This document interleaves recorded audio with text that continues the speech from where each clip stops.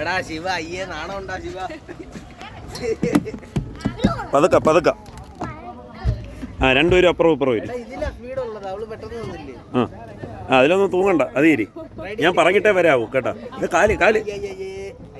ശിവയ്ക്ക് timing പോയി. ആ വാ, ഓക്കെ റെഡി. പതുക്ക പതുക്ക.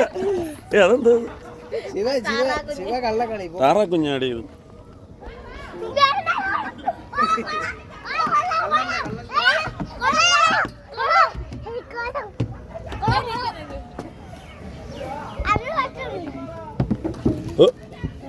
ഓ